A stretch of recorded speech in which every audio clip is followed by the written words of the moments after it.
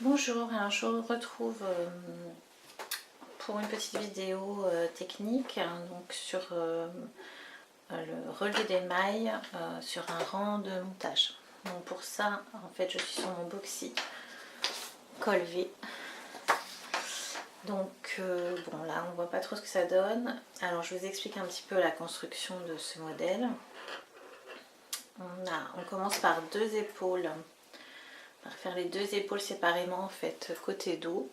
Donc vous avez ici et l'autre côté ici. Ensuite au milieu là on a un petit décrochage, on monte des mailles, on assemble nos deux épaules, donc les épaules sont faites en rang raccourci. On tricote notre dos sur je crois que c'est à peu près 15 cm. Donc on note bien le nombre de rangs que l'on fait. Et ensuite là, sur cette partie, alors je suis désolée on voit pas bien parce que j'ai essayé de mettre toutes mes mailles sur une seule aiguille et le fil ne doit pas être assez long. En plus j'ai failli perdre mes mailles, donc je vous déconseille, prenez un fil plutôt. Voilà, et là de ce côté là, donc c'est le côté gauche, droit du devant. En fait j'ai relevé les mailles là tout du long et j'ai tricoté le devant. Comme c'est un col V, on a ici des augmentations tout du long pour faire notre col V. Donc là, il faut que je fasse la même chose de ce côté-là, c'est-à-dire que sur toute cette partie, allez, je vais tomber mes aiguilles, c'est pas grave. Donc sur toute cette partie-là, en fait, je vais relever donc le devant, l'autre devant, donc côté gauche. Donc je relève en fait sur ce qui est mon rang de montage au départ. Alors j'ai une petite aiguille parce qu'en fait j'ai plus d'aiguilles 3,5. J'ai trop de choses sur mes aiguilles donc c'est un peu la catastrophe. Alors je regarde combien je dois monter. Je dois relever 2 mailles. Alors bon, je dois relever 86 mailles. En fait c'est vraiment une maille pour une maille. Là quand on est comme ça dans ce cas de figure.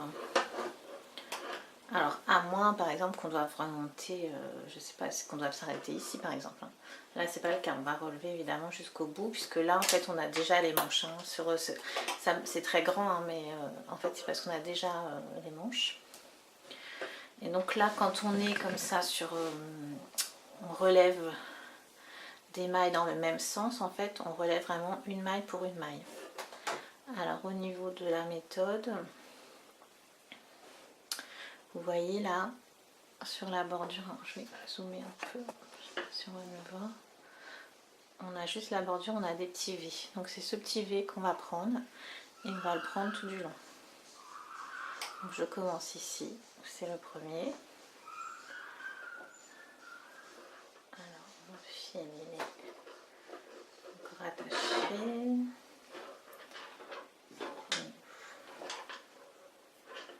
Voilà, je vais couper.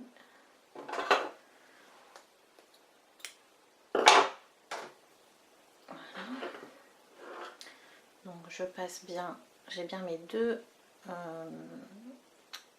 brins du petit V. Mon fil, en fait je le plie un petit peu en deux, rien du tout, pour garder une marge. Voilà, je le passe comme ça. Et je vais le ressortir ici. Voilà, on relève sur l'endroit. En général, si c'est sur l'endroit, si ce n'est pas sur l'endroit, c'est précisé autrement. Et ensuite, je vais passer à la maille d'à côté, donc l'autre petit V. Donc là, vous avez une boucle, c'est la boucle de votre maille, hein, donc ça, vous ne relevez pas. Voilà, 2.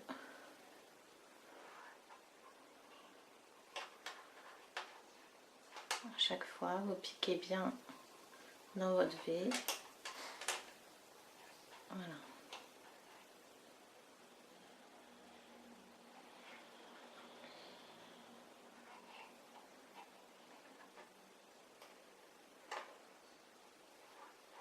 Et on fait ça donc jusqu'au bout.